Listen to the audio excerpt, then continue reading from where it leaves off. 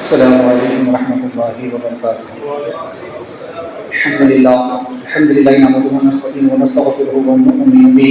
ونعوذ باللہ من شرور انفسنا ومن سیئات اعمالنا، من يهده الله فلا مضل له ومن يضلل فلا هادي له، واشهد ان لا اله الا الله وحده لا شريك له ونشهد ان سيدنا ومولانا محمدا عبده ورسوله، فقد قال الله تبارك وتعالى في القرآن المجيد والفرقان الحميد: أعوذ بالله من الشيطان الرجيم، بسم الله الرحمن الرحيم. ولقد مكناهم فيما إن مكناكم فيه وجعلنا لهم سمعا وأبصارا والأفئدة فما أغنى عنهم سمعهم والأبصار ولا أفئدتهم من شيء إذ كانوا يجحدون بآيات الله وحاق بهم ما كانوا به يستهزئون. صدق الله العظيم وبلغ رسوله النبي الأمين المكين الكريم، لا من الشاهدين والشاكرين والحمد لله رب العالمين. آئیے آغاز گفتگو سے قبل ہمارا مل کر انتہائی خلوص محبت کے ساتھ امت خضرا کی جانب جو لگا کر حضور نبی کریم رؤوف رحیم خاتم النبی شفیع مظلم رحمت عالم نور الجسم سرکار محمد مصطفیٰ صلی کی بارگاہ بے کسب نام میں درود و سلام کا زمان پیش کرتے ہیں۔ اللہم صلی علی سیدنا محمد معاد الجود والکرم وآلہ اصحابہ وبارک وسلم۔ ایک مرتبہ پڑھیے اللہم صلی علی سیدنا محمد معاد الجود والکرم وآلہ اصحابہ وبارک وسلم۔ حصول برکت کے لیے پڑھے اللہم صلی صلاۃ کاملہ وسلم سلام علی سیدنا محمد الحبیب والفریج والحواجب والنابل والغائب وحسن الخواتم ويسر الغمام بوجهه الكريم وعلى آله وصحبه في كل لمحة ونفس بعدد كل معلوم لك يا الله يا الله يا الله۔ سیدنا حود نبی علیہ السلام اور ان کی قوم کا ذکر شروع تھا۔ اس سے قبل ہم نے سماعت کیا کہ حود علیہ السلام کی قوم کس طرح سے ہلاک و برباد کر دی گئی۔ اللہ تبارک و تعالیٰ نے 29واں پارہ سورہ حاقہ کے اندر اس مضمون کو ذرا اور تفصیل کے ساتھ بیان فرمایا۔ اللہ ارشاد فرماتا ہے وَأَمَّا عَادٌ فَأُهْلِكُ بِرِيحٍ صَرْصَرٍ عَاتِيَةٍ سَخَّرَهَا عَلَيْهِمْ سَبْعَ لَيَالٍ وَثَمَانِيَةَ أَيَّامٍ حُسُومًا فَتَرَى الْقَوْمَ فِيهَا صَرْعًا كَأَنَّهُمْ أَعْجَازُ نَخْلٍ خَاوِيَةٍ فَهَلْ تَرَىٰ لَهُم مِّن بَاقِيَةٍ۔ اللہ تعالیٰ ارشاد فرماتا ہے کہ وَأَمَّا عَادٌ فَأُهْلِكُ بِرِيحٍ صَرْصَرٍ عَاتِيَةٍ، تو کیا آپ نے نہ دیکھا قومی جو ہے تو عاد کو، ہے نا، کہ جب اس نے جھٹلایا تو ہم نے اس پر کیسی نہایت سختی کے ساتھ گرجتی ہوئی آندھی ان پر بھیجی جو 7 راتیں اور 8 دن تک ان لوگوں پر چلتی رہی۔ تو دیکھو بچھڑے ہوئے گویا وہ کھجور کے ڈھونڈ ہے، گرے ہوئے تو تم ان میں سے کسی کو بچا ہوا دیکھتے ہو۔ تو یہاں پر قوم عاد کی تباہی کا جو ذکر ہے اللہ نے ذرا تفصیل سے بیان فرمایا کہ فَأُهْلِكُ بِرِيحٍ، وہ ہلاک کیے گئے ہوا کے ذریعے۔ وہ ہوا کیسی تھی؟ حضور نبی کریم علیہ السلام فرماتے ہیں کہ میں صبا سے، یعنی ہوا کے کئی نام ہیں، ایک ہوتی ہے باد صبا، ایک ہوتی ہے باد نسیم، ہے نا، ایک ہوتی ہے باد سرسر اور بادیں جو ہے تو آتیہ وغیرہ، الگ الگ ہواؤں کے نام ہیں جس طریقے سے وہ چلتی ہے، جس رخ سے وہ چلتی ہے۔ تو حضور اسلام فرماتے ہیں کہ میں صبا سے مدد کیا گیا، یعنی جو صبا نام کی جو ہوا ہے جو بہت نرم ہو کر کے چلتی ہے، تو حضور فرماتے ہیں میں اس کے ذریعے سے مدد کیا گیا ہوں۔ سرسرن، نہایت سخت گرجتی ہوئی آندھی جو سخت آواز والی، جس کے چلنے میں غرج ہو، اور چونکہ جب گرج کے ساتھ ہوا چلتی ہے تو اس میں گویا کہ سرد انگوری اور کھیتیوں کو جلا دینے جیسی اس میں طاقت ہوتی ہے، تو اس کو آتیہ کہا جاتا ہے۔ ایسی ہوا کہ جو باغوں کو جلا کر کے رکھ دے، انہیں اجاڑ کر کے رکھ دے، اس ہوا کو آتیہ کہا جاتا ہے۔ چونکہ ہوائیں جتنی بھی ہیں، میں نے اس سے پہلے بھی کہا تھا اگر ہواؤں کے اوپر بحث و بات کی جائے تو بڑی طویل گفتگو ہوگی۔ بہرحال ہوائیں حضرت میکائیل علیہ السلام کے قبضے میں دی گئی۔ 4 مشہور فرشتے ہیں، جبریل علیہ السلام، میکائیل علیہ السلام، اسرافیل علیہ السلام اور اسرائیل علیہ السلام۔ جبریل علیہ السلام جن کا منصب خاص یہ ہے کہ وہ تمام فرشتوں کے سردار ہے اور تمام انبیاء و رسول کی بارگاہ میں وحی الہی لے کر کے اترتے ہیں۔ حضرت سیدنا اسرائیل علیہ السلام جنہیں ملک الموت بھی کہا جاتا ہے، جو انسانوں کی تمام جانداروں کی روح قبض کرنے پر مامور ہے، اور سیدنا اسرافیل علیہ السلام جنہیں سور پھونکنے کے لیے اللہ تبارک و تعالیٰ نے پیدا فرمایا ہے، اور اب بھی وہ اپنے منہ میں سور کو لیے ہوئے تیار ہے، جس دن رب کا حکم ہوگا وہ سور پھونک دیں گے۔ اور سیدنا اسرائیل تو حضرت سیدنا میکائیل علیہ السلام چونکہ ان کے تابع ہوائیں کی گئی ہے جو ہواؤں کو چلاتے ہیں، کس طرح ہوا کو کبھی تیز چلانا ہے کبھی دھیرے چلانا ہے، کس علاقے میں کس طرح سے چلانا ہے، تو ہوائیں ان کی اجازت کے بغیر نہ چل سکتی ہے نہ رک سکتی۔ جب آپ ہوا کو حکم دیتے ہیں چلنے کا تو وہ چلتی ہے، اور جب حکم دیتے ہیں رکنے کا تو وہ رک جاتی ہے۔ لہٰذا جیسا کہ اس سے قبل بھی میں نے بتایا کہ جب اللہ تبارک و تعالیٰ نے قوم عاد کو ہلاک کرنا چاہا تو حکم دیا کہ ہوا کو گائے کے ناک کے سوراخ کے برابر کھولا جائے۔ حضرت سیدنا میکائیل علیہ السلام کے فرشتوں نے ذکر کی مولا کریم سے تو پوری زمین تباہ و برباد ہو جائے گی، تو فرمایا گیا، رب نے فرمایا کہ ٹھیک ہے، انگلی کی جو انگوٹی ہوتی ہے اس کی جو گولائی ہوتی ہے اس کے جو ہے تو برابر جو ہے تو ہوا کو چلایا جائے۔ لہٰذا اتنی ہوا جب خارج ہوئی، لہٰذا جتنی ہوا دنیا والوں کو جس کی ضرورت ہو، لیکن جب قوم عاد پر اللہ کا غضب پڑا تو اللہ تبارک و تعالیٰ نے اسے مخزن سے بے قابو ہوا نکالی جسے عاتیہ کہا جاتا ہے۔ لہٰذا یہ ہوا ایسی تھی کہ جب قوم عاد پر آئی تو لہٰذا وہ اسے کسی بھی ہیلے بہانے سے کسی بھی طرح سے اسے رد نہ کر سکے، اسے روک نہ سکے، یہاں تک کہ اس نے ان کے گھروں میں جو ہے تو پہاڑوں میں جس نے جہاں پناہ جو جہاں جا کر کے چھپا، ہوا نے اسے وہاں سے نکال کر کے اسے جو ہے تو موت کی نیند سنا دی۔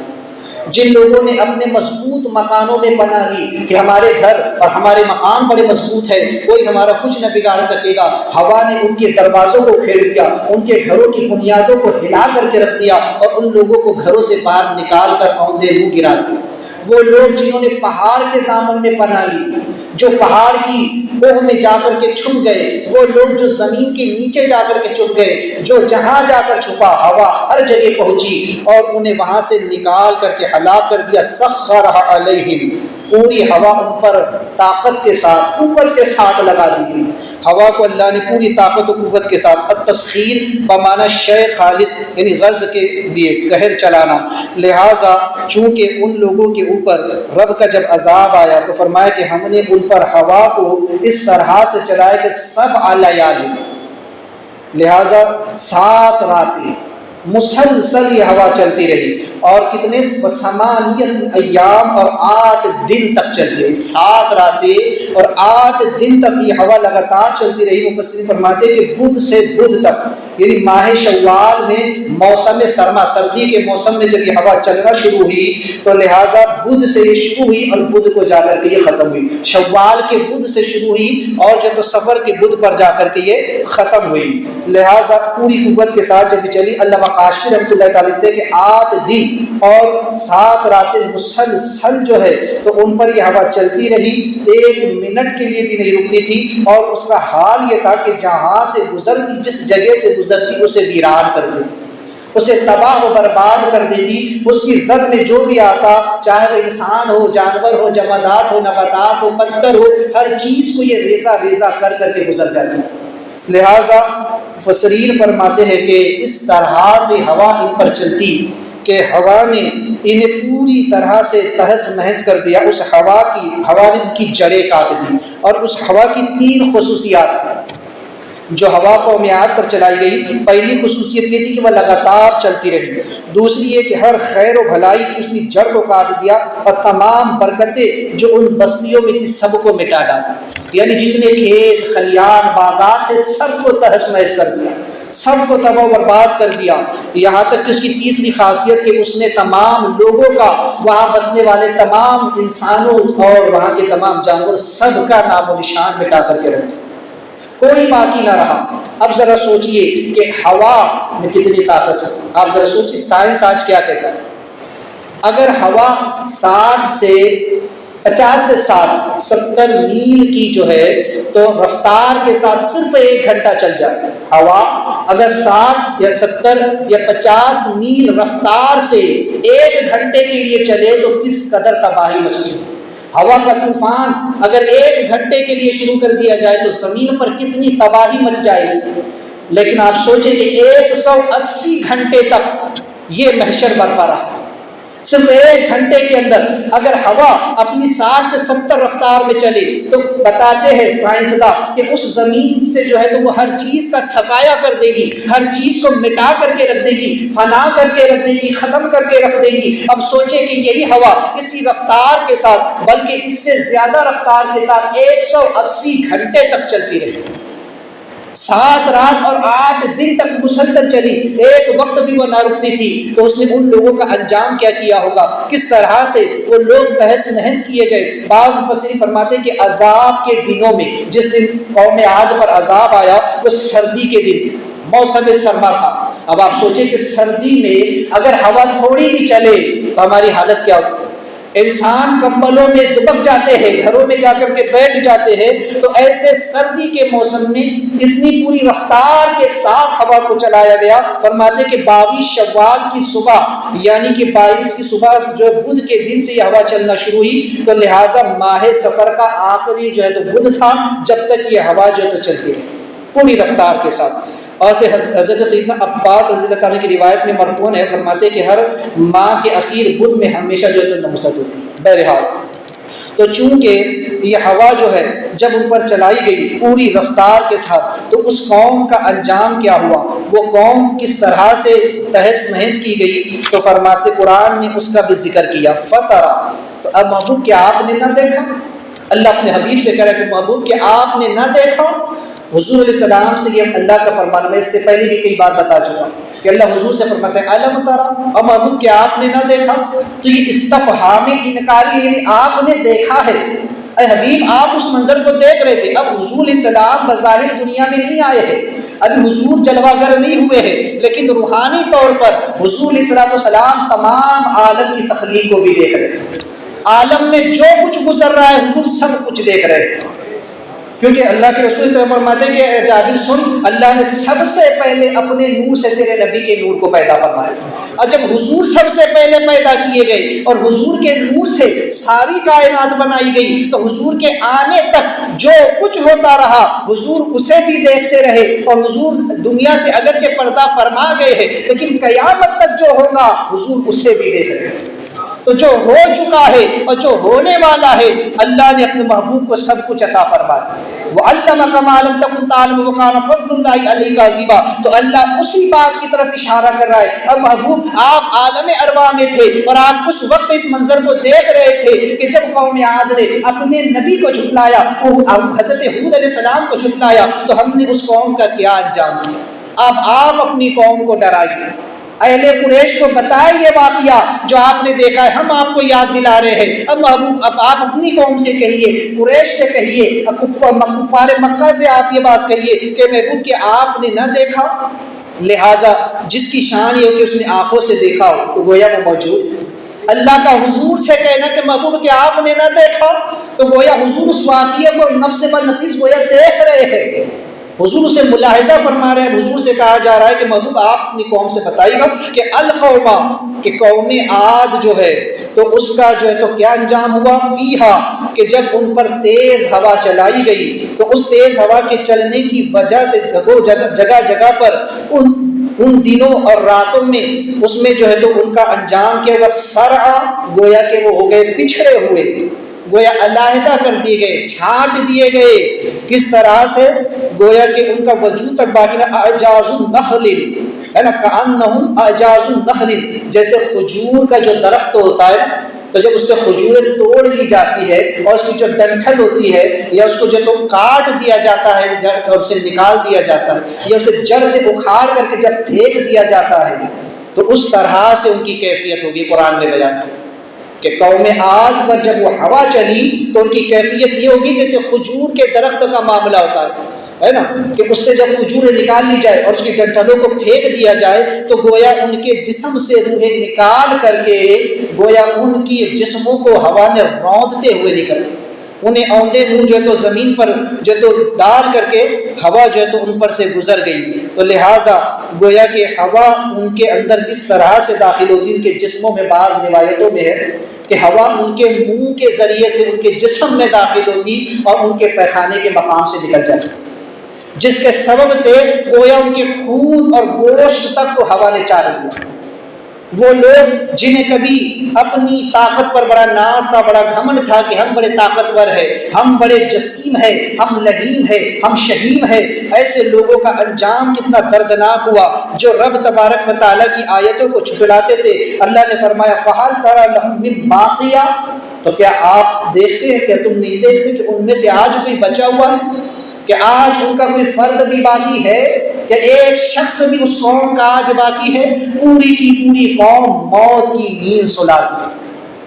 ہوا اتنی تیز رفتار کے ساتھ اس قوم پر چلائی گئی کہ اللہ اکبر کبیرہ، پوری قوم، اس قوم کا ایک فرد بھی نہ بچا، نہ بوڑھا، نہ جوان، نہ بچہ، حتیٰ کہ اس وقت تمام جانور تک وہاں کے فنا کر دیے، پوری کی پوری بستی فنا کر دی گئی۔ اللہ تبارک و تعالیٰ نے اس قوم کا نام و نشان تک مٹا دیا۔ آج جن لوگوں کو اپنی طاقتوں پر غرور ہوتا ہے، گھمنڈ ہوتا ہے کہ ہم تو بڑے طاقتور ہیں، ہم اس چیز کا مقابلہ کر لیں گے، ہم اس چیز کا مقابلہ کر لیں گے، لیکن یاد رکھنا جب رب تبارک و تعالیٰ کا عذاب آتا ہے تو پھر کسی کو بچنے کی فرصت نہیں۔ وہ قوم جو بڑی لہیم و شہید تھی، اللہ تبارک و تعالیٰ نے اس کا ذکر کیا ہے، اور آگے اللہ تعالیٰ ارشاد فرماتا ہے وَلَقَدْ مَكَّنَّاهُمْ۔ امرون آپ اب جو ہے تو اہل مکہ سے کہیے، اہل مکہ کو بتائیے، یعنی ہم نے قوم عاد کو قدرت دی تھی، یہ طاقت یہ قدرت ہم نے قوم عاد کو دی تھی کہ ان کو اتنا موٹا تازہ بنایا، اتنا اونچا پورا بنایا، اتنا لہی شہید بنایا، ان کے جسموں کو ایسا موٹا تازہ اتنا بڑا کہ ان کی ناک کے نتنے کسی جانور کے گھونسلے کے برابر کے کم نہیں ہوتے تھے، اتنے وہ موٹے تازے اور لہیم شہید تھے، اتنے ہائٹ والے تھے، بلندی والے تھے، طاقت و قوت کا والے تھے، ان کی طاقت و قوت کا عالم الگ رہا۔ لہٰذا ایسی طاقتور قوم، ایسی لہیم شہید قوم، اس کے بارے میں اس کو یہ طاقت کس نے دی؟ ہم نے دی، یہ قدرت ہم نے دی تھی۔ لہٰذا فیہا، ان چیزوں میں ہے نا، مکناکم، تو اہل مکہ کو کہیے کہ ہم نے تم کو وہ طاقت نہیں دی، وہ طاقت اور وہ قوت تو تمہارے پاس نہیں ہے۔ یعنی محبوب آپ مکہ کے کفار مشرکین سے یہ بات کہیے کہ جو طاقت اور قوت قوم عاد کو دی گئی، وہ طاقت اور قوت تم کو نہیں دی گئی۔ جس طرح سے ان کو بنایا گیا تمہیں ویسا نہیں بنایا گیا، ان کے جسموں کو جتنا بڑا بنایا، کیونکہ ظاہر سی بات ہے جس کا جسم جتنا بڑا اور جتنا زیادہ وزندار ہوتا ہے اس میں طاقت بھی ویسی ہوتی ہے۔ جو انسان دبلا پتلا ہو، ہلکا پھلکا ہو تو اس میں طاقت بھی کم ہوتی ہے۔ تو وہ قوم جو اتنی طاقتور تھی، ہم نے اس کو ایسی طاقت عطا فرمائی، تمہارے پاس تو اتنی طاقت بھی نہیں، تم تو بہت چھوٹے قد والے بنائے گئے، تم پست قد والے بنائے گئے ہو، تم جو ہے تو بہت دبلے پتلے بھی بنائے گئے ہو، لہٰذا تمہارے اندر اتنی طاقت نہیں ہے۔ لہٰذا جب اس قوم کا یہ حال کیا گیا، جب اس قوم کا یہ معاملہ ہوا، تو پھر تم یہ کس بات کا غرور؟ اے اہل مکہ، تم کس بات پر گھمنڈ کرتے ہو؟ تم سے بڑی بڑی طاقت والے، تم سے بڑی بڑی صلاحیتوں والے لوگوں کو ہم نے فنا کر دیا، ان کا نام و نشان، ان کا وجود تک ہم نے مٹا دیا۔ اِنَّ مَكَّنَّاكُمْ فِيهِ وَجَعَلْنَا لَهُمْ، اور ہم نے ان کے لیے بنایا تھا،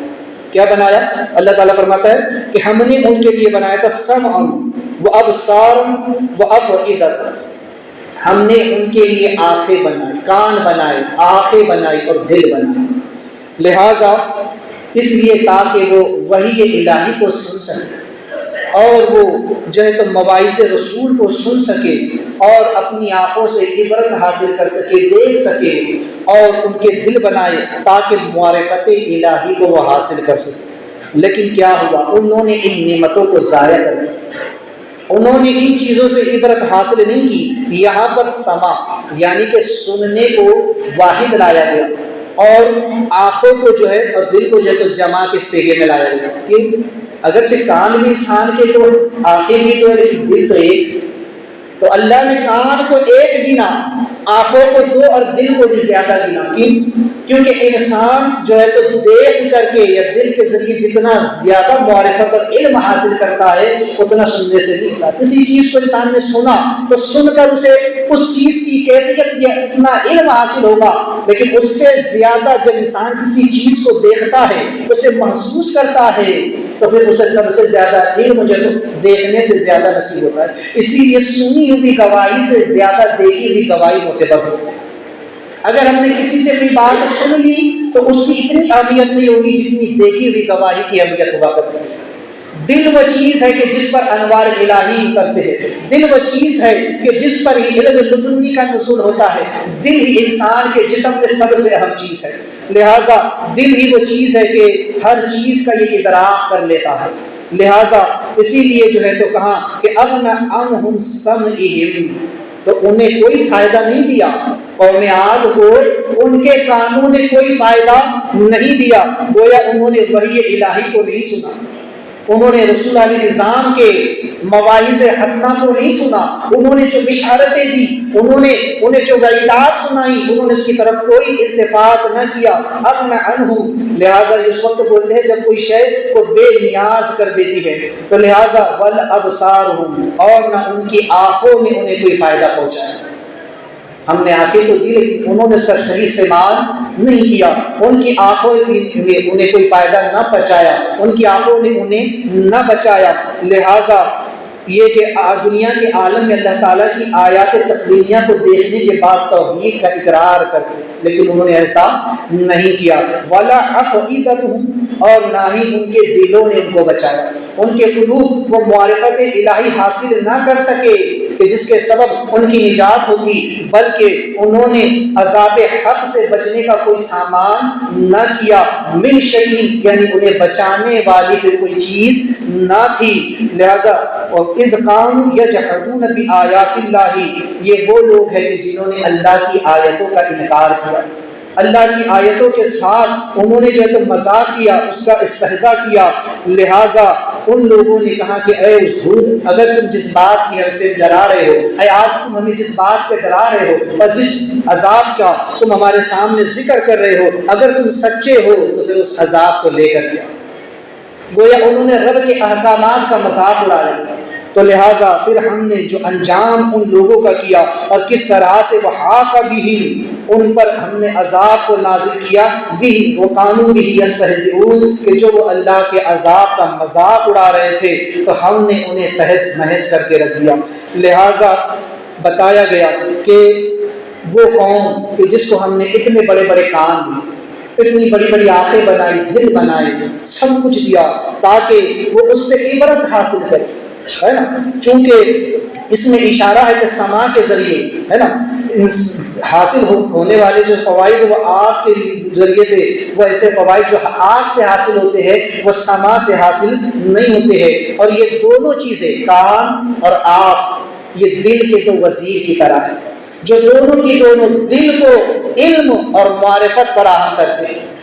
دل صرف ادراک کرنے کی صلاحیت رکھتا ہے، لیکن آنکھ دیکھ کر کے دل کو بتاتی ہے کہ کیا ہوا، کان سن کر کے بتاتا ہے، اور دل پھر فیصلے کرتا ہے۔ تو دل اس قاضی کی طرح ہے جس کی بارگاہ میں آنکھ اور کان دو گواہوں کی طرح ہے، دو وزیر کی طرح ہے، یہ اسے جو بتاتے ہیں، جو اسے کہتے ہیں، دل اس کے حساب سے فیصلے بھی کرتا ہے۔ لیکن دل کو بھی ادراک دیا گیا ہے، دل کو بھی ایک صلاحیت دی گئی ہے کہ وہ ان چیزوں کی تصدیق بھی کر لے، ان چیزوں کی باتوں کو جانچ بھی لے کہ آنکھ جو دیکھ رہی ہے وہ کہاں تک درست ہے، کان جو سن رہے ہیں وہ کہاں تک صحیح ہے۔ لہٰذا عاقل پر لازم ہے کہ حق کو سنے اور سن کر اس پر عمل کرنے کی کوشش کرے۔ لہٰذا جمی اعضاء کے مطابق جتنا امور کا اسے مکلف بنایا گیا، انسان کو جو اعضاء اللہ نے اس کے بدن میں بنائے ہیں اور ان اعضاء پر جو شریعت کے احکام اللہ نے نافذ کیے گئے ہیں اس کو مکلف بنایا گیا ہے، اس پر عمل کرنا اس پر لازم ہے، اس پر لائق عمل ہونا، اس کے لیے ان احکامات پر عمل پیرا ہونا لہذا ضروری ہے، اور جمی منحیات سے رکنے کی جد و جہد کرے، جتنی بری باتیں ہیں ان سے رکے، ان کی طرف نہ بڑے، محرمات کے قریب نہ جائے، جن چیزوں کو اللہ و رسول نے حرام قرار دے دیا، لا تقدم بین یدی اللہ و رسولہ، اللہ اور اس کے رسول کی حد سے آگے نہ بڑھو، شریعت سے آگے نہ بڑھو، ان محرمات کو نہ توڑو، تو لہٰذا اس سے آگے نہ بڑھا جائے، مکروہات کو ترک کرے اور فضول مباحات کا بھی ارتکاب نہ کرے، جو چیزیں شریعت میں مکروہ ہے لہٰذا اور جو مباح ہے ان سے بھی بچتا ہے۔ مباح تو جائز ہوتا ہے لیکن پھر بھی اس سے جو ہے تو بچنے کے لیے کہا گیا. کیوں؟ کیونکہ بعض جو ہے تو مباحات فضول ہوتے ہیں، اور فضول مباحات کا اشتغال انسان کو مناجات کی لذت سے محروم کر دیتا ہے. جب انسان کسی مباح چیز میں مبتلا ہو جاتا ہے، جب انسان کا دل ہے نا کوئی چیز ایسی ہو کہ جو مباح ہے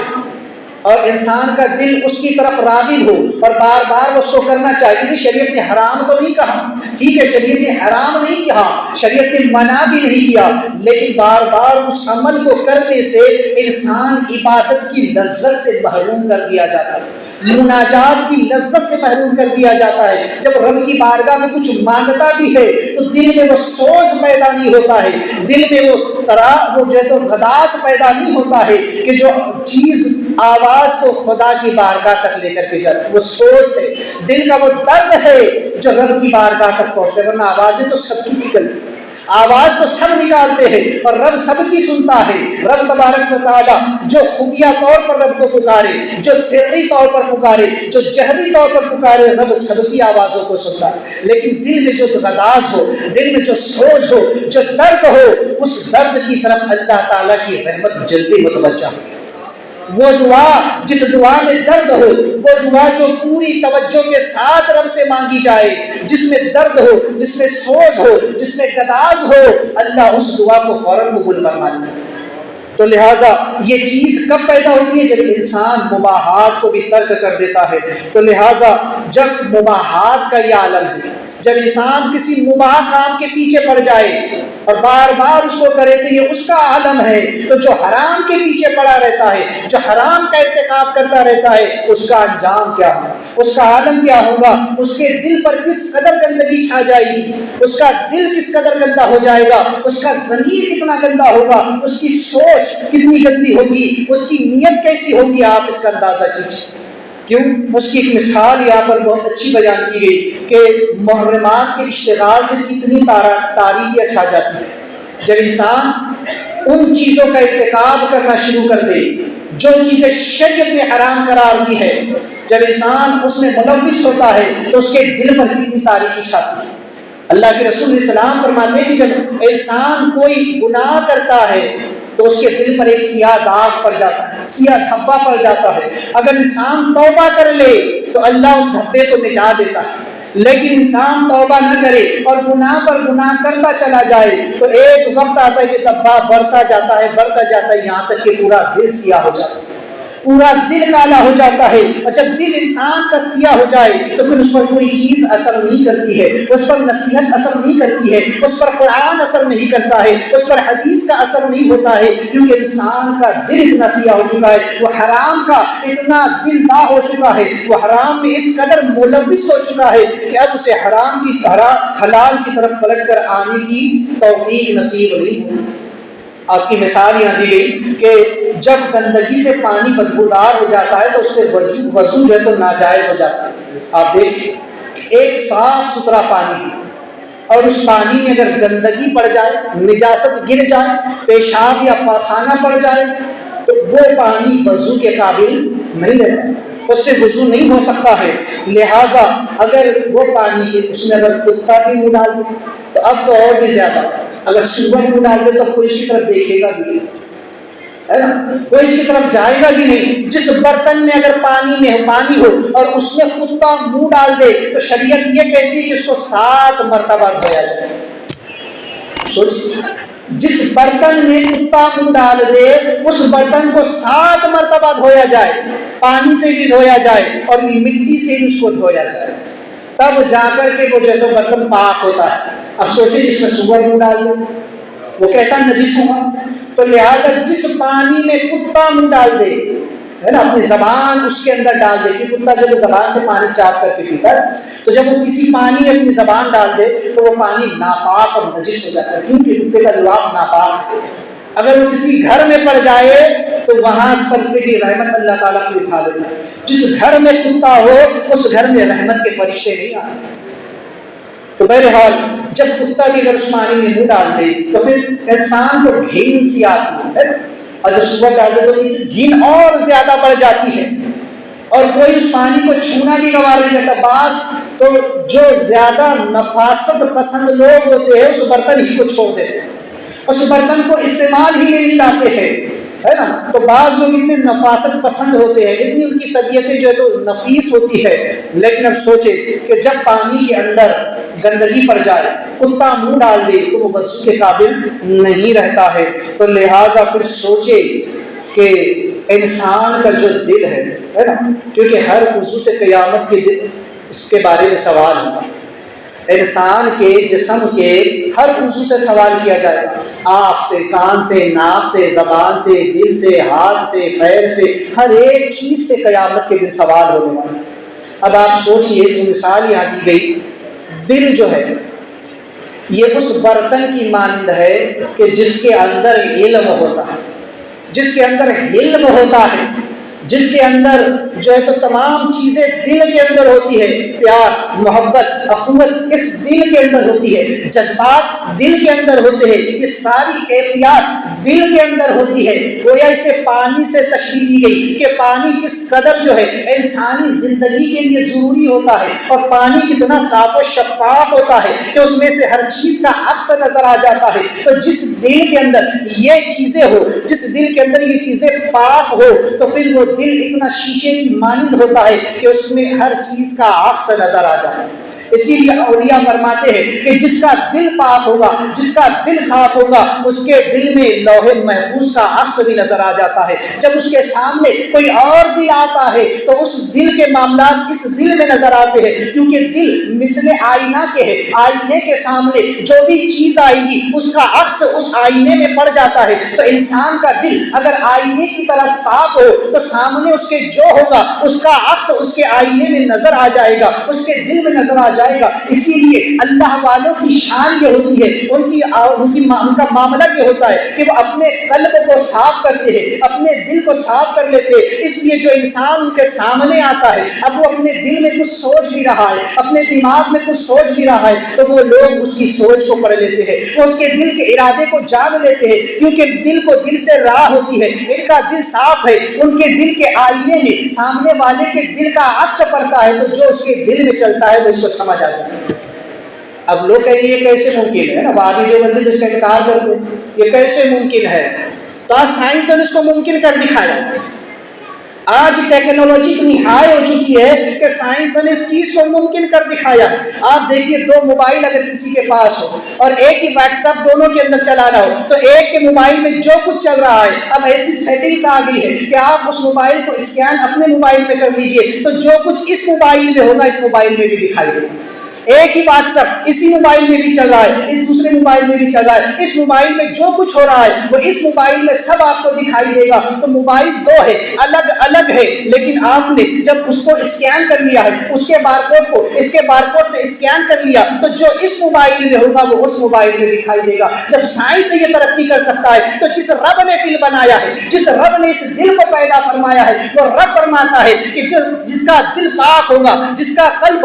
سلیم ہوگا، اور جو قلب سلیم لے کر کے آئے گا وہی انسان کامیاب ہوگا۔ جو پاک دل والے ہوتے ہیں، جو صاف دل والے ہوتے ہیں، وہ لوگوں کے سامنے جب کوئی انسان آتا ہے اس کے دل کا عکس پڑتا ہے تو وہ اس کی حالات کو سب کچھ جان لیتے ہیں، اس کا ماضی دیکھ لیتے ہیں، اس کا مستقبل دیکھ لیتے ہیں، اس کی تقدیر تک وہ پڑھ لیا کرتے ہیں۔ تو میں نے کہا کہ دل جو ہے یہ ایک برتن کی مانند ہے، اور یہ تمام چیزیں مثل پانی کے اس میں ہے، مثل علم کے، مثل علم کے، مثل جو ہے تو جذبات کے، اس دل کے اندر یہ چیزیں موجود ہے۔ اب دیکھیے کہ یہ چیزیں آتی کہاں سے۔ انسان کے دل میں پیار کب پیدا ہوتا ہے، محبت کب پیدا ہوتی ہے، جذبات کب انگڑائی لیتے ہیں، انسان کو علم کہاں سے حاصل ہوتا ہے۔ ایک حوض کی مثال میں آپ کو دیتا ہوں کہ ایک چھوٹا سا کوئی حوض لے لیجیے، ہے نا، وضو کے لیے جو حوض بنایا جاتا ہے نا، تو وہ حوض اگر ہو اور اس کو آپ نے دیگر نہروں سے جوڑ دیا ہے، جہاں سے اس میں پانی آتا رہتا ہے، 2-3 نہریں آپ نے اس کو جوڑ دیا، کنویں کی مثال لے لو، کنویں میں زمین سے پانی آتا رہتا ہے نا، یا ڈیم کی مثال لے لو کہ ایک ڈیم ہے جس کو جو ہے تو پہاڑوں کے راستوں سے جوڑ دیا جاتا ہے کہ جب پہاڑوں میں بارش ہوتی ہے تو اس کے راستوں سے جو ہے تو پانی جو ہو کر کے آتا ہے اس ڈیم میں آ کر کے جمع ہوتا ہے۔ تو ڈیم اس لیے بنائے جاتے ہیں کہ وہ پانی جو پہاڑوں میں برستا ہے وہ بہ کر کے ضائع نہ ہو جائے، تو اس ڈیم میں آ کر کے جمع ہو جائے تاکہ وقت ضرورت اس سے پانی کو نکالا جا سکے۔ کنواں جو بنتا ہے تو کنویں کی جھیج ہوتی ہے، زمین کی جھیج ہوتی ہے، اور وہاں سے پانی کھینچتا رہتا ہے اور اس کنویں کے اندر پانی آتا رہتا ہے، جتنا اس سے پانی نکلتا ہے اتنا پانی اس میں آتا رہتا ہے۔ آپ حوض کو دیکھ لیجئے، ہم جو حوض بناتے ہیں اس میں پانی کا سسٹم رکھتے ہیں، ایک پائپ یا نل کے ذریعے سے کنیکٹ کر دیتے ہیں اور پانی وہاں سے اس میں آتا رہتا ہے۔ تو وہ جو حوض ہے یا وہ جو ڈیم ہے یا وہ جو کنواں ہے جس میں پانی ہوتا ہے، اس میں پانی آنے کے ذرائع علیحدہ علیحدہ ہوتے ہیں۔ جو ڈیم ہے اس میں پہاڑوں کے راستے سے پانی آتا ہے،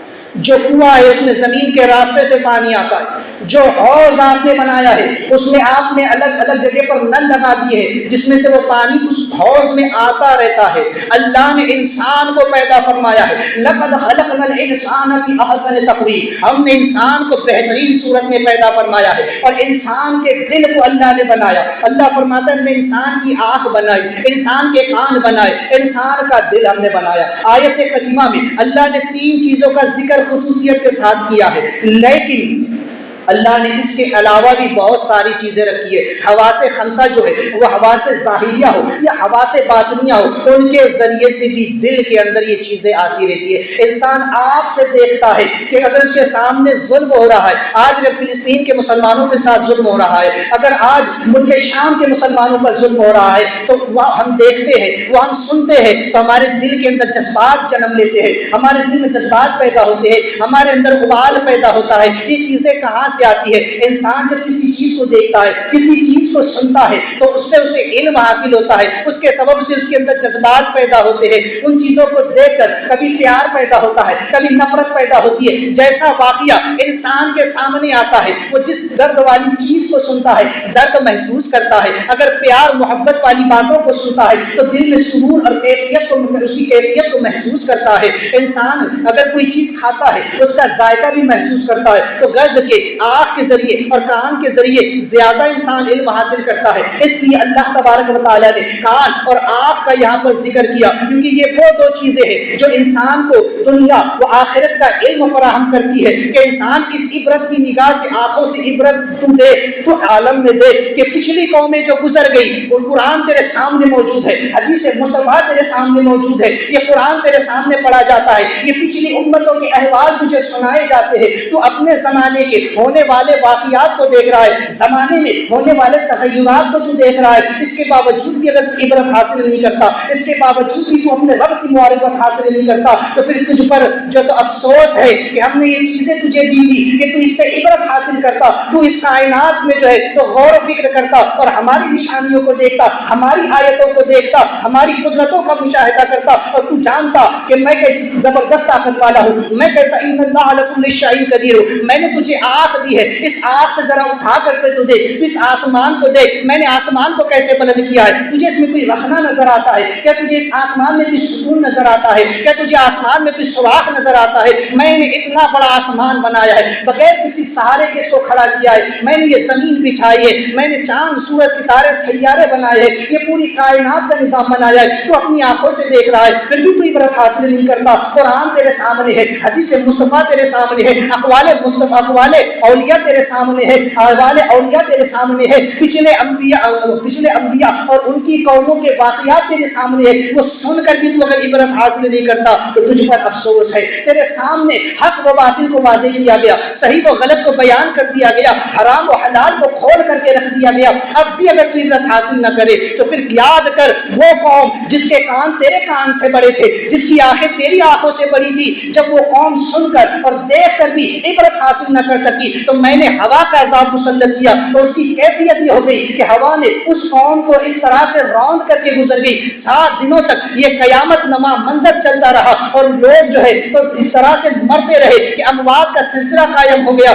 ہوا ان کو روند کر گزر گئی، اور ان کی کیفیت یہ ہو گئی کہ جیسے کھجور کی ٹہنی کی طرح، کھجور کے مڈ کی طرح جسے چھاٹ کر کے پھینک دیا جاتا ہے، جسے زمین سے اکھاڑ کر جس کی جڑ نکال کر کے اسے پھینک دیا جاتا ہے، ان کے جسموں سے روحیں نکال کر ان کے جسموں کو جو ہے تو روندنے کے لیے پھینک دیا۔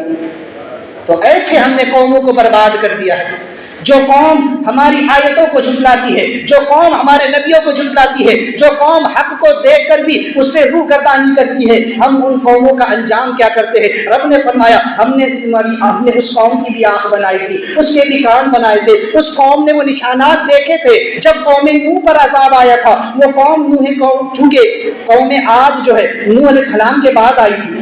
تو نوح علیہ السلام کی قوم پر جو عذاب آیا تھا پوری دنیا میں آیا تھا۔ نوح علیہ السلام کی قوم پر جو عذاب آیا پوری دنیا میں 40 دن تک آسمان سے بارش برستی رہی، زمین پانی اگلتی رہی، پوری دنیا میں پانی تھا، یہاں تک کہ بڑے بڑے چوٹی کے پہاڑ جن پر لوگوں کو ناز تھا کہ ہم اس پہاڑ پر چڑھ جائیں گے، کوئی ہمارا کچھ نہ کر سکے گا، نوح علیہ السلام کا بیٹا ایسے ہی پہاڑ کی اونچی بلندی پر چڑھ گیا، اونچی چوٹی پر چڑھ گیا اور کہنے لگا کہ میرے ابا، میرے پانی کچھ نہ کر سکے گا، یہ پانی مجھے نہ چھو سکے گا۔ لیکن جب پانی وہاں تک بھی پہنچا، نوح علیہ السلام نے کہا بیٹا اب بھی وقت ہے، توحید کا اقرار کر لے، کفر کو چھوڑ دے، شرک کو چھوڑ دے، میری کشتی میں سوار ہو جا۔ لیکن اسے گھمنڈ تھا، اسے ناز تھا کہ یہ پہاڑ مجھے بچا لے گا، لیکن اسے کیا پتا تھا کہ رب کا عذاب جب آتا ہے تو بڑے بڑے پہاڑ بھی ڈبو دیے جاتے ہیں، بڑے بڑے سرنگوں کر دیے جاتے ہیں، یہاں تک کہ اسے غرق کر دیا گیا، ان کے نشانات باقی رہ گئے۔ جب وہ طوفان تھما اور وہ طوفان رکا تو اس کے بعد کشتی کو جودی پہاڑ پر ٹھہرایا گیا، وہ عبرت کا نشان بنا۔ جہاں جہاں وہ طوفان آیا، جس جگہ سے تنور ابلتا تھا، جس جگہ سے پانی ابلتا تھا، اسے اللہ نے عبرت کا نشان بنایا اور بعد والی قوموں کو بتایا گیا کہ دیکھو یہ وہ مقام ہے جہاں سے پانی نکلتا تھا، یہ وہ مقام ہے جہاں کشتی ٹھہری تھی، یہ وہ مقام ہے یہ وہ پتھر ہے جو پتھر پانی ابلتا تھا۔ تو قوم اپنی آنکھوں سے وہ عبرت کے معاملات دیکھ کر بھی نہیں سمجھی، وہ تب بھی رب کی آیتوں کو جھٹلاتی رہی۔ انہیں بتایا گیا کہ جس قوم نے نوح علیہ السلام کو جھٹلایا تو ایسا عذاب آیا، عالمگیر عذاب آیا، پوری قوم تباہ کر دی گئی، اس کے نشانات اب بھی موجود ہے، اسے دیکھ لو، میں جو سنا رہا ہوں اسے سن لو۔ تو اتنی بڑی بڑی آنکھیں ہونے کے بعد، اتنے بڑے بڑے کان ہونے کے بعد وہ قوم نہیں سمجھی اور اس قوم نے نبی کو جھٹلایا، اللہ کی آیتوں کو جھٹلایا، تو اللہ نے اس قوم کا کیا انجام کیا؟ تو رب فرماتا ہے محبوب آپ کفار مکہ سے کہیے، آپ اہل قریش سے کہیے، تمہارے پاس تو وہ طاقت نہیں ہے، تمہاری اتنی بڑی آنکھیں نہیں ہے، تمہارے اتنے بڑے کان نہیں ہیں، پھر تم کس بات پر غرور کرتے ہو، کس بات پر گھمنڈ کرتے ہو؟ اگر ایک چھوٹی سی ہوا کا جھونکا بھیجا جائے تو تمہارا تو نام و نشان مٹ کر کے رہ جائے۔ اللہ تبارک و تعالیٰ نے انسان کی آنکھ کان کا ذکر کیوں کیا؟ ذکر تو یہاں پر انسان کی زبان بھی، لیکن آئیے اختصار کے ساتھ میں چند باتیں بتا دوں کہ اللہ نے انسان کو آنکھ دی، انسان اس سے آیات الہی کا مشاہدہ کرے، لیکن آج ہماری آنکھیں حرام کے دیکھنے میں لگی ہوئی، آج یہ آنکھیں حرام کو تکنے میں لگی ہوئی ہے۔ آج کا مسلمان، آج کا نوجوان سوشل میڈیا پر اپنی راتیں حرام کاموں میں بسر کر رہا ہے۔ یہ کان جو حرام سننے میں لگے ہوئے ہیں، یہ کان جس میں رات دن ہیڈ فون لگا رہتا ہے، ایئر فون لگا رہتا ہے اور بس گانے سنے جاتے ہیں، غیبت سنی جاتی ہے، اور جو ہے تو نہ جانے کتنی برائیاں، گالیاں گلوچ سنی جاتی ہے اور حرام چیزیں سنی جاتی ہے۔ یہ زبان جو کہ یہ بھی ایک معرفت کا ذریعہ ہے، یہ زبان بھی جو ہے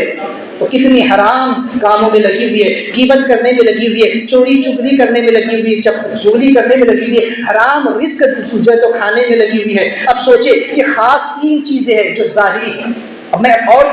کا میں ذکر نہیں کروں گا، اور بھی 5 چیزیں جو حواس خمسہ میں ہوتے ہیں اور جو 5 حواس باطنی میں ہوتے ہیں، جہاں سے دل علم حاصل کرتا ہے۔ میں پلٹ کر اسی مثال کی طرف آ رہا ہوں، کیونکہ دل اس حوض کی طرح ہے جس میں کان، آنکھ، ناک، زبان یہ وہ چیزیں ہیں جہاں سے اس دل کے اندر علم اور جو ہے تو جذبات اور تمام چیزیں اتر کر کے آتی ہیں۔ انسان کے دل میں جو کچھ ہوتا ہے وہ انہی چیزوں کے، انہی راستوں کے ذریعے سے ہو کر کے آتا ہے۔ تو جب آنکھ حرام کو دیکھے گی، کان حرام کو سنے گا، زبان حرام کو چکے گی، ناک حرام کو سونگے گی، یہ جلد حرام کو چھونے میں لذت محسوس کرے گی، تو اس سے جو کچھ نکلے گا، جو علم نکلے گا یا جو شعائیں سے نکلے گی، وہ جب دل میں پہنچیں گی تو دل کا عالم کیا ہے، اس دل میں کیسی کیفیات پیدا ہوں گی، وہ دل کیسا دل ہوگا، اس کی نیتیں کیسی ہوگی، اس کی سوچ کیسی ہوگی، اس دل کا عالم کیا ہوگا، وہ دل کتنا گندا ہوگا۔ سوچے کہ جس پانی میں نجاست پڑ جائے اس پانی سے وضو نہیں ہو سکتا ہے، تو جس دل کے اندر یہ حرام جمع ہو رہا ہو، کان کے ذریعے، آنکھ کے ذریعے، ناک کے ذریعے، منہ کے ذریعے، جلد کے ذریعے اور دیگر اعضاء کے ذریعے، تو اس دل کا عالم کیا ہوگا؟ اس دل میں رب کا نور کبھی نہیں اتر سکتا۔ وہ دل جو ہے تو پھر پتھر کی مانند سخت ہونا شروع ہو جاتا ہے۔ جس پانی میں کتا اپنی زبان ڈال دے وہ پانی ناپاک اور نجس ہو جاتا ہے۔ جب تک اسے 7 پانیوں سے نہ دھو لیا جائے وہ برتن پاک نہیں ہوتا۔ تو اب سوچے کہ انسان کا نفس کتے کی طرح ہے۔ کیوں مثال دی گئی اس کی؟ کیوں اولیاء نے نفس امارہ کو کتے کی مثال دی؟ اس لیے کہ کتے کی ایک خاصیت ہے، وہ ہمیشہ لالچ کرتا رہتا ہے۔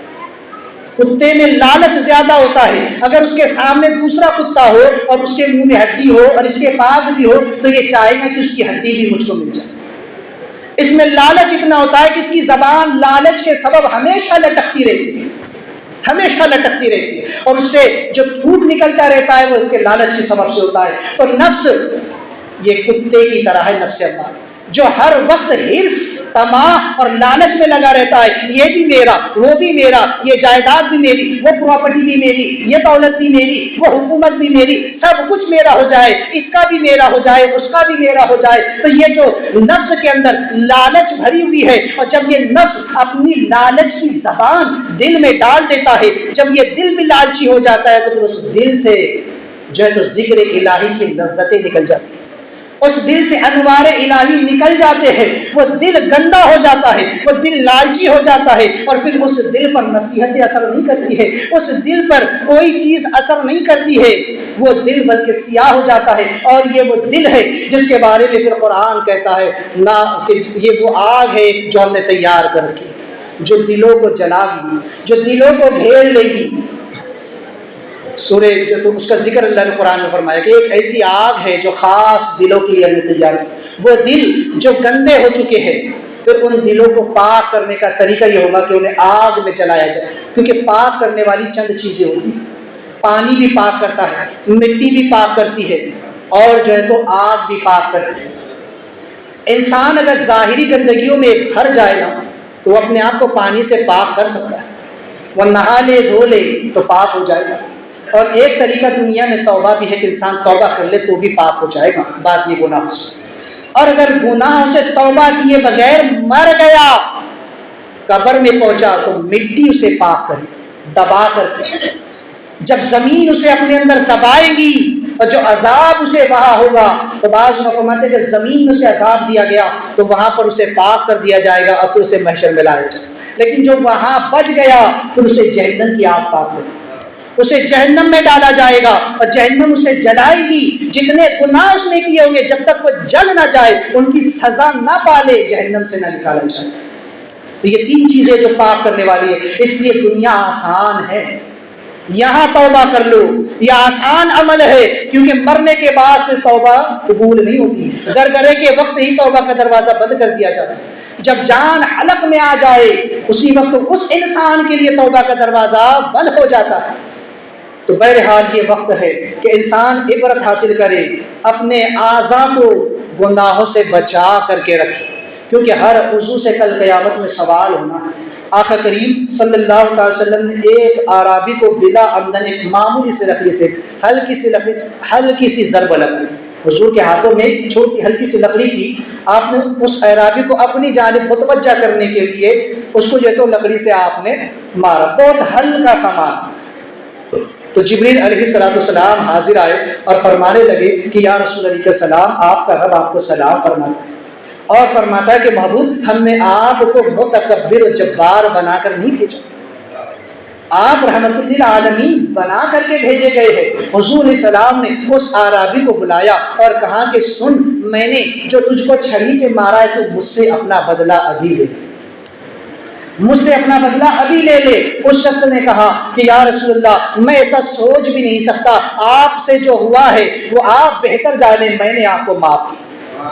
میں کوئی بدلہ نہیں لیتا، میں نے بدلہ لینے کا میں سوچ بھی نہیں سکتا کہ میں آپ سے بدلہ لوں۔ حضور السلام نے اسے دعائیں دے کر کے رخصت فرما دی۔ اب سوچے کہ سرکار صلی اللہ علیہ وسلم سے بڑا اسٹیٹس کسی کا نہیں ہے،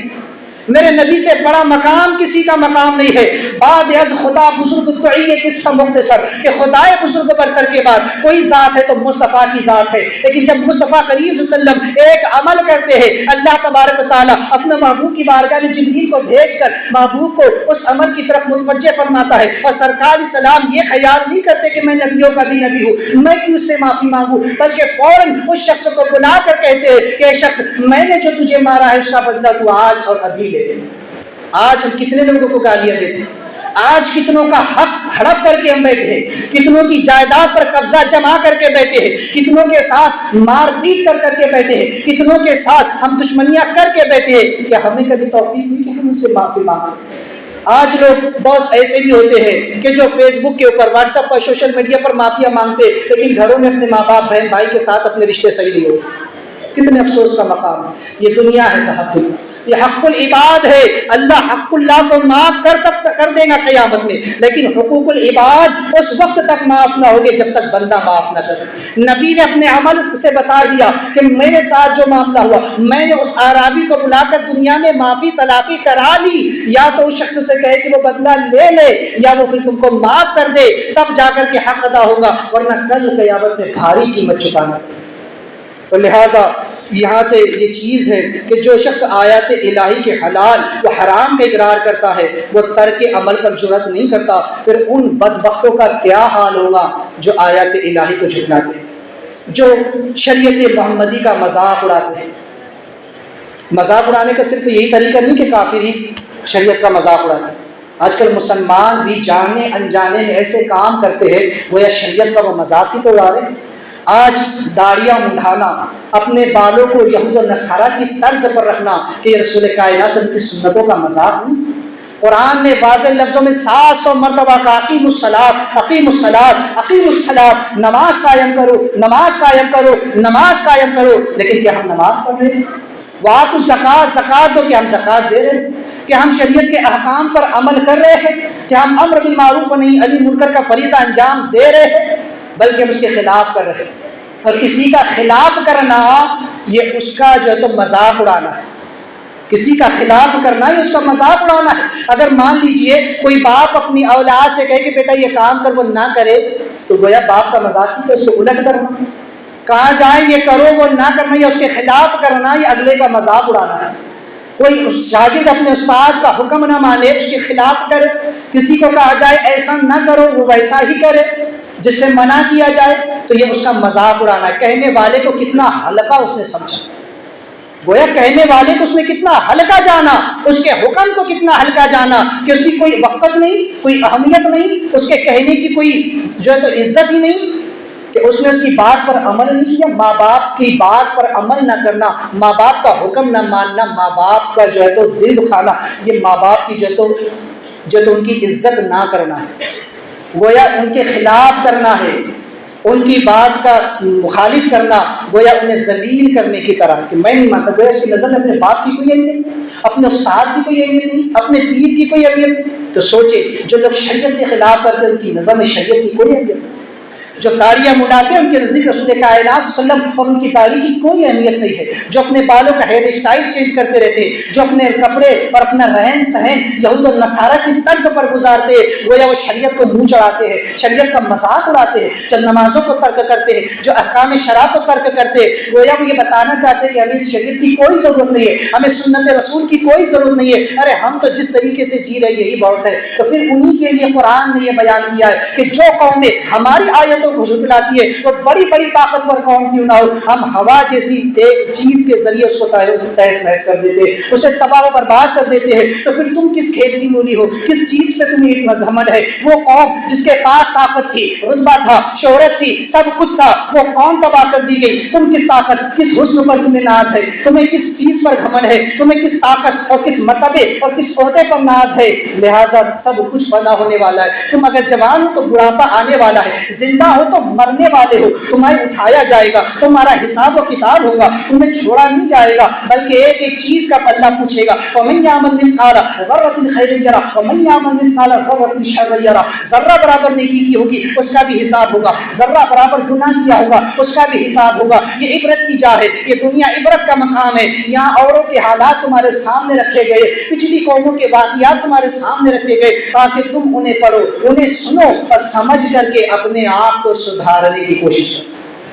یہ قرآن کا مقصد ہے. قرآن نے بے مقصد ان واقعوں کو بیان نہیں کیا. جس طرح آپ اور کتابوں میں قصے کہانیاں پڑھ لیتے ہیں, قرآن اس طرح کی کوئی قصے کہانی کی کتاب نہیں ہے, بلکہ قرآن پچھلے احوالوں کو, پچھلی امتوں کے احوال کو اس لیے بیان کرتا ہے تاکہ تمہارے ضمیر کو جھنجھوڑے, تمہارے سوئے ہوئے ضمیر کو اٹھائے, بیدار کرے اور تمہیں بتائے کہ جو قومیں اللہ اس کے رسول کی نافرمانی کرتی ہے ان کا انجام کتنا دردناک ہوتا ہے, اور جو قومیں ان کا احترام کرتی ہے, ان پر ایمان لاتی ہے, ان کے قوانین پر عمل کرتی ہے, اللہ انہیں کیسے بچاتا ہے اور ان کی کیسے مدد فرماتا ہے, اور انہیں اللہ جنت کے کن حسین باغوں میں لے کر کے جائے. تو یہ ساری چیزیں قرآن نے اسی لیے بیان کی ہے. آج ہم قرآن کو صرف چوم چاٹ کر کے رکھ دینے میں ہی سب کچھ سمجھتے ہیں. آج ہم سمجھتے ہیں کہ بس رمضان قرآن کو پڑھ لو, ہم نے قرآن کا حق ادا کر دیا. ہم یہ سمجھتے ہیں ہم نے قرآن کو چوم لیا, بس اس کا حق ادا کر دیا. نہیں, قرآن کا حق یہ ہے اسے پڑھا جائے, اس کو سمجھا جائے, اس پر عمل کیا جائے. یہ قرآن کا حق.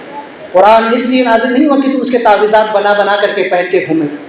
آج کچھ ہوتا ہے کہ حضرت تعویذ بنا دیجئے, قرآن کا تعویذ بنا دیجئے, یہ سورہ یاسین کا دھاگا پڑھ دیجئے. ان سے کیا؟ ٹھیک ہے اللہ نے قرآن میں شفا رکھی ہے, بے شک اس سے فائدہ ہوتا ہے, لیکن قرآن صرف تمہارے دم کرنے کے لیے نہیں اتارا گیا, بلکہ قرآن اس لیے اتارا گیا کہ تم اسے پڑھ کر اس پر عمل کرو اور اپنی دنیا و آخرت کو بہتر بناؤ.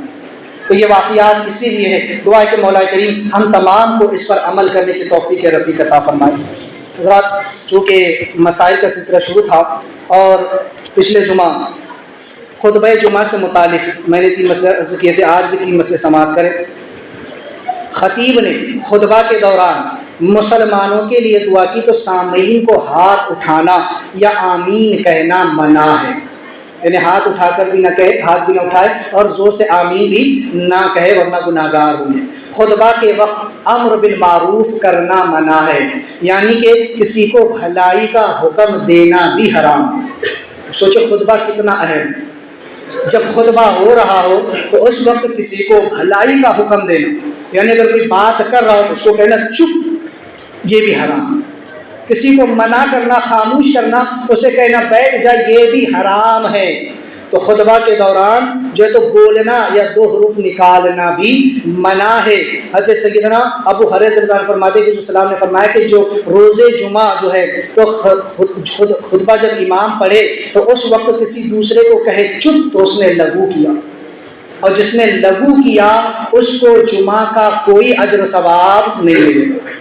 اس کا سارا ثواب جو تو برباد کر دیا جائے. تو لہٰذا اس کو ذہن میں کہ خطبہ سننے کی حالت میں حرکت کرنا منع ہے. بعض لوگ جھومتے ہیں, پھولتے ہیں, ادھر ادھر دیکھتے ہیں, منڈی ہلاتے ہیں, ہاتھ پیر ہلاتے ہیں, کچھ بھی نہ, بالکل جامد و ساکن ہو جائے, اس طرح کہ بالکل گویا انسان ہے ہی نہیں, کوئی پتھر کی مورتی. اس طرح سے ساکت ہونے کا حکم ہے کہ بلا ضرورت کھڑے ہو کر خطبہ سننا خلاف سنت. بلا وجہ کھڑے ہو کر خطبہ سننا یہ جو ہے تو خلاف سنت ہے. لہٰذا ان مسائل کو ذہن میں رکھیں اور عمل کرنے کی کوشش کریں. دوران گفتگو غلطی و توبہ کرتا ہوں. استغفر اللہ ربی من کل ذنب و اتوب الیہ. لا الہ الا اللہ محمد رسول اللہ.